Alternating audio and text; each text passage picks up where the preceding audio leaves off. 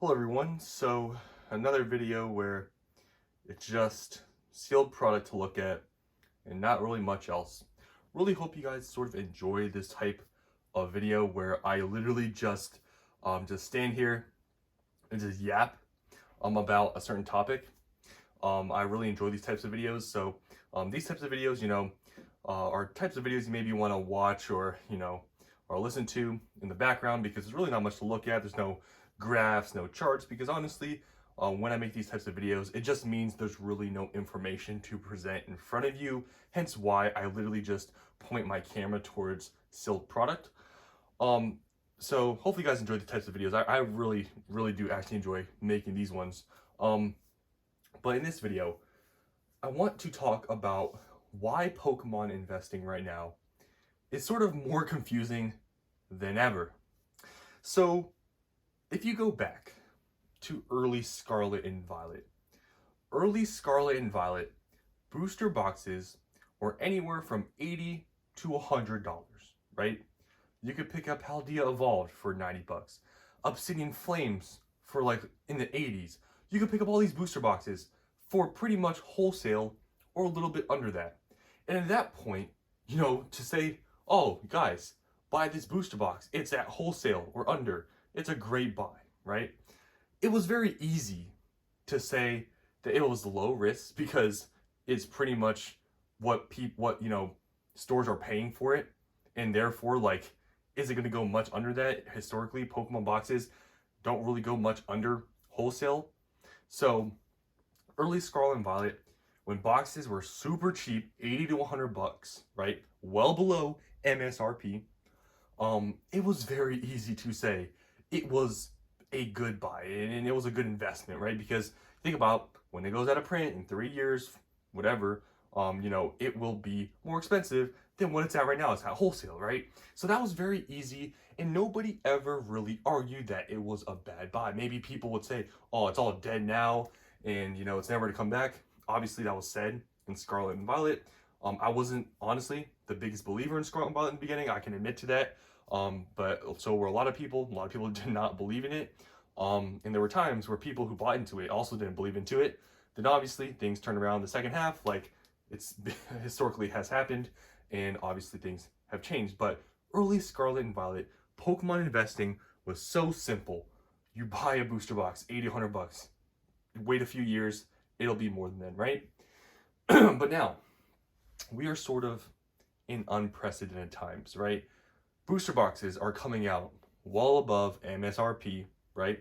But just overall, everything's expensive because everything now, for the most part, except maybe Journeys Together, Journeys Together is pretty much 200, but every single Scarlet and Violet booster box is above 200 bucks. Newly released boxes, Destined Rivals, 260. It becomes really hard to really decide if these are good investments. Obviously, I've told you guys before, Scarlet and Violet, the safest stuff is the earlier stuff, like Paldea Evolved, Scarlet and Violet Base, and so on, right? But everything else, especially newly released stuff, there's a lot more controversies, right? On, is this a good buy at this price point? Is it not? And this is what I want to get to, and the main point I want to talk about here today is sort of the arguments being made, right? The two perspectives of right now with newly released, really expensive sets like Prismatic, Destined Rivals, is it going to go to MSRP or not? It's like there's this whole argument right now, like people saying, oh, Prismatic is going to MSRP, Destined Rivals is going to MSRP. You have a crowd of people saying that, right? And then you have another crowd saying, oh, Destined Rivals, there's no way it's going to MSRP because of XY reasoning. There's no way Prismatic's going to MSRP because of XY reasoning. There's two sides right now to this whole Pokemon investing thing, especially with these newly released sets, because no one's really talking about Paldea Evolved going to MSRP or anything because it's older.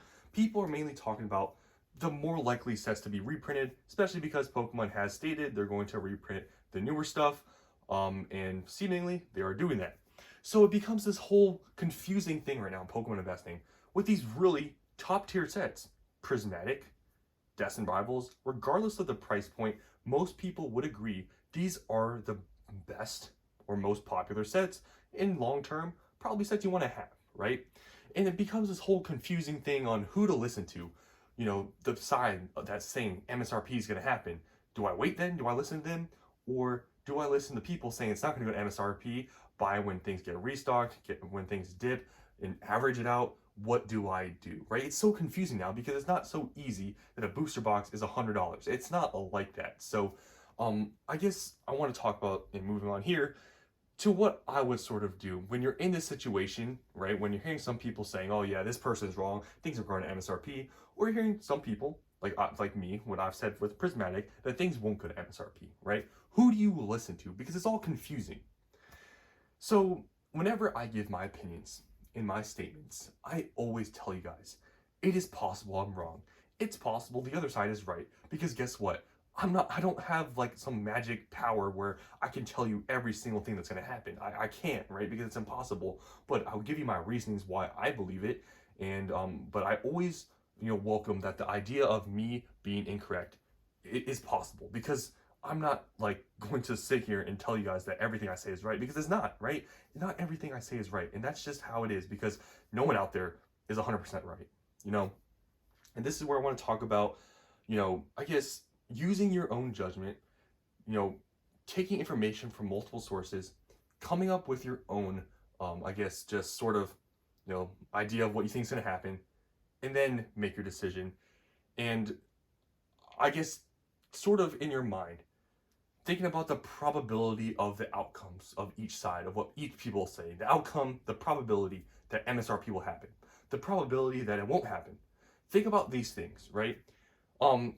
It's, I think one thing to say that something's going to happen, but also you have to think about the people that are telling you that something's going to happen.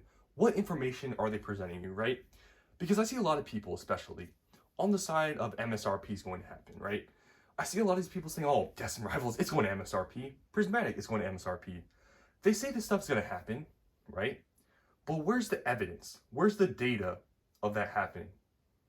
In my opinion, the only evidence and data showing right now that it's even possible for Prismatic and Destined to go to MSRP is Pokemon printing stuff into the ground because they made these statements and so on, right? That's the only evidence and data really showing that this stuff will go to MSRP. It's just the hopes that Pokemon will print enough and demand will fall off enough for prices to drop dramatically. That is the only evidence or any data really showing that's possible, because look at Scarlet and Violet. Is there a single mainline product like a ETB or a booster box that's MSRP? I believe even Shrouded Fable is above MSRP. So there's really no data showing that, right? But if you look at the side, which I'm sort of on some stats like Prismatic, where it won't go to MSRP, there's some data backing that, right? I've talked about it and why I've talked about buying Prismatic ETBs at 100 or under is not a bad idea. You look at 151. 151 ETBs are like $230, right? Obviously, it came out in a different time, but they've recently just gotten this expensive. They weren't always $200. They became this expensive just a few months ago, right? You look at some of these sets, like 151, that are, very popular, like Prismatic. Look at the ETB, and it's like $230. And you look at Prismatic, and if you're able to buy them at $100 or under, that's like a good buy. And the fact that 151 has not gone to MSRP ever since being at MSRP at release, like, that's a data point to use to sort of argue that Prismatic, if 151 didn't go to MSRP, and Prismatic has all these other things as well, God Packs, Master Balls, a set value of over $6,000 compared to 151 was like around 1,000 something. It's an argument to be made where there's actual data. So when you hear this, these sides of each of this, each story that people want to make up, me maybe saying that Prismatic won't go to MSRP, or the other side where Prismatic will go to MSRP, think about the probabilities of each of them happening. Do you think it's more likely that Prismatic ETBs will hit $50? Or do you think it's more likely that Prismatic ETBs won't hit $50?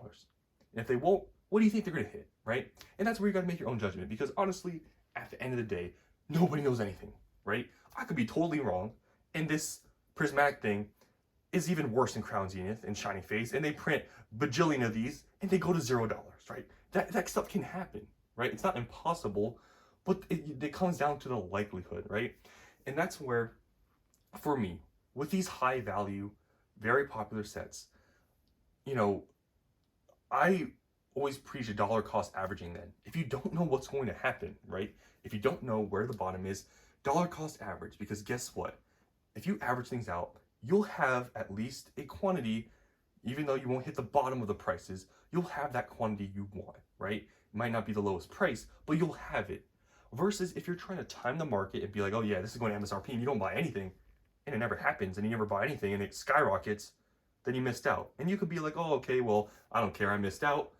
But was that really the smartest move, or is that just sort of a cop-out answer to say, oh yeah, I missed out, whatever? And that's why, for example, with Prismatic, I've bought on a lot of these dips. When it first initially released, I bought on the dip. Recently, when some of these prices have dipped, I've bought on the dip. Destined Rivals. Destined Rivals hasn't actually come out yet, but I bought like a few booster boxes for like $230. I know some people think I'm insane, but I've told you guys, on a very good set, like Destined or Prismatic, I'm dollar cost averaging here. I don't know where the bottom is. I don't think it's MSRP, so I'm just gonna buy it in small amounts, and every time it dips or I get some opportunity, I'm gonna buy a little bit more.